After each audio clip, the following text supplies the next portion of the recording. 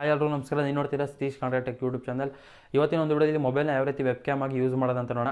ನಿಮ್ಗೆ ಗೊತ್ತಿರ್ಬೋದು, ನಾಳೆಯಿಂದ ಕೆಲವು ಸ್ಕೂಲು ಕಾಲೇಜಸ್ಗಳಿಗೆ ಆನ್ಲೈನ್ ಕ್ಲಾಸ್ ಮಾಡ್ತೀನಿ ಅಂತ ಹೇಳ್ತಿದ್ದಾರೆ.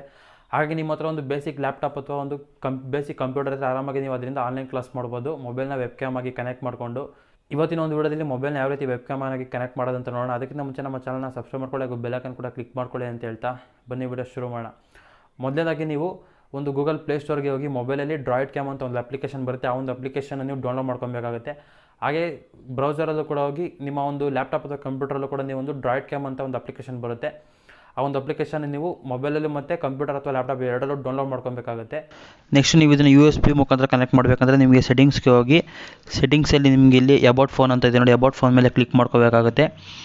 ಅಬೌಟ್ ಫೋನ್ ಮೇಲೆ ಕ್ಲಿಕ್ ಮಾಡ್ಕೊಂಡು ಅದನ್ನು 8 ಟೈಮ್ಸ್ ಅದನ್ನು ನೀವು ಕ್ಲಿಕ್ ಮಾಡಿಕೊಂಡ್ರೆ ನಿಮಗೆ ಡೆವಲಪರ್ ಆನ್ ಆಗುತ್ತೆ. ನಾನು ಆಲ್ರೆಡಿ ಆನ್ ಮಾಡ್ಕೊಂಡಿದ್ದೀನಿ. ಅದಾದಮೇಲೆ ನಿಮಗೆ ಅಡಿಷ್ನಲ್ ಸೆಟ್ಟಿಂಗ್ಸ್ಗೆ ಹೋಗಿ ಡೆವಲಪರ್ ಆಪ್ಷನ್ಸ್ ಇರುತ್ತೆ. ಅದರ ಕೆಳಗಡೆ ನೀವು ಸ್ಲೈಡ್ ಮಾಡ್ತಾ ಇರೋದು ನಿಮಗೆ ಇಲ್ಲಿ ನೋಡ್ತಾ ಇರ್ಬೋದು, USB ಡಿಬಗ್ಗಿಂಗ್ ಅಂತ ಇದೆ. ಇದನ್ನು ಕೂಡ ನೀವು ಆನ್ ಮಾಡ್ಕೊಬೇಕಾಗತ್ತೆ. ನೆಕ್ಸ್ಟ್ ನೀವು ಒಂದು ಲ್ಯಾಪ್ಟಾಪ್ ಅಥವಾ ಕಂಪ್ಯೂಟರ್ ಕೂಡ ಡ್ರಾಯ್ಡ್ ಕ್ಯಾಮ್ ಅಪ್ಲಿಕೇಶನ್ ಡೌನ್ಲೋಡ್ ಮಾಡ್ಕೊಬೇಕಾಗುತ್ತೆ. ಗೂಗಲ್ ನಿಮ್ಮ ಒಂದು ಯಾವುದೋ ಒಂದು ಬ್ರೌಸರ್ನ ಓಪನ್ ಮಾಡ್ಕೊಳ್ಳಿ. ಓಪನ್ ಮಾಡ್ಕೊಂಡ್ಮೇಲೆ ನಿಮಗೆ ಇಲ್ಲಿ ಸರ್ಚ್ ಮಾಡ್ಕೊಳ್ಳಿ, ಡ್ರಾಯ್ಡ್ ಕ್ಯಾಮ್ ಅಪ್ಲಿಕೇಶನ್ ಅಂತ ಸರ್ಚ್ ಮಾಡ್ಕೊಳ್ಳಿ. ಡ್ರಾಯ್ಡ್ ಕ್ಯಾಮ್ ಅಪ್ಲಿಕೇಶನ್ ಅಂತ ಸರ್ಚ್ ಮಾಡ್ಕೊಳ್ಳಿ. ಸರ್ಚ್ ಮಾಡ್ಕೊಳ್ಳಿ ನಿಮಗೆ ಇಲ್ಲಿ ಮೊದಲನೇದಾಗಿ ನೋಡ್ತಾ ಇರ್ಬೋದು DEV47 ಆ್ಯಪ್ಸ್ ಅಂತ ಮೇಲ್ಗಡೆ ಕಾಣ್ತಾ ಇರ್ಬೋದು. ನಿಮಗೆ ಆ ಒಂದು ಲಿಂಕ್ನ ಕ್ಲಿಕ್ ಮಾಡ್ಕೊಂಡ್ಮೇಲೆ ನಿಮಗೆ ಇನ್ನೊಂದು ವೆಬ್ಸೈಟ್ ಓಪನ್ ಆಗುತ್ತೆ. ಆ ಒಂದು ಇದು ನೋಡಿ ನಿಮಗೆ ವೆಬ್ಸೈಟ್ ಈ ಥರ ಓಪನ್ ಆಗ್ತದೆ. ಇಲ್ಲಿ ನಿಮಗೆ ಗೂಗಲ್ ಪ್ಲೇ ಸ್ಟೋರ್ ಅವೈಲೇಬಲ್ ಇದೆ, ಆ್ಯಪ್ ಸ್ಟೋರ್ ಅವೈಲೇಬಲ್ ಇದೆ. ನಿಮಗೆ ವಿಂಡೋಸ್ಗೆ ಬೇಕಾಗಿದೆ, ವಿಂಡೋಸ್ ಮೇಲೆ ಕ್ಲಿಕ್ ಮಾಡ್ಕೊಳ್ಳಿ, ವಿಂಡೋಸಲ್ಲಿ ಡೌನ್ಲೋಡ್ ಮಾಡ್ಕೊಳ್ಳಿ. ನೀವು ನೋಡ್ತಾ ಇರ್ಬೋದು ಈಗ ಡ್ರಾಯ್ಡ್ ಕ್ಯಾಮ್ ಕ್ಲೈಂಟ್ ಅಂತಿದ್ದಾರೆ, ಆ ಒಂದು ಅದರ ಮೇಲೆ ಕ್ಲಿಕ್ ಮಾಡಿದ್ರೆ ನಿಮಗೆ ಡೌನ್ಲೋಡ್ ಸ್ಟಾರ್ಟ್ ಆಗುತ್ತೆ. ನೋಡ್ತಾ ಇರ್ಬೋದು ಈಗ ಡೌನ್ಲೋಡ್ ಸ್ಟಾರ್ಟ್ ಆಗಿದೆ. ನೆಕ್ಸ್ಟ್ ಅದನ್ನು ಫೋಲ್ಡರಲ್ಲಿ ಬಂದಿರುತ್ತೆ. ಈಗ ಅದು ನಿಮಗೆ ನಿಮ್ಮ ಒಂದು ಈಗ ಡೌನ್ಲೋಡ್ ಕಂಪ್ಲೀಟ್ ಆದಮೇಲೆ ಫೋಲ್ಡರಲ್ಲಿ ಓಪನ್ ಮಾಡ್ಕೊಳ್ಳಿ. ಫೋಲ್ಡರಲ್ಲಿ ಡೌನ್ಲೋಡ್ಸ್ಗೆ ಹೋಗಿ, ಡೌನ್ಲೋಡಲ್ಲಿ ನಿಮಗೆ ಮೊದಲನೇದಾಗಿ ಇರುತ್ತೆ. ಅದನ್ನು ರೈಟ್ ಕ್ಲಿಕ್ ಮಾಡ್ಕೊಳ್ಳಿ, ರನ್ ಆ್ಯಸ್ ಅಡ್ಮಿನಿಸ್ಟ್ರೇಟರ್ ಅಂತ ಕೊಟ್ಟಮೇಲೆ ನಿಮಗೆ ರನ್ ಆಗುತ್ತೆ. ಅದು ಎಸ್ ಅಂತ ಕೊಡಿ, ನಿಮಗೆ ಇನ್ಸ್ಟಾಲ್ ಕೊಡಿ.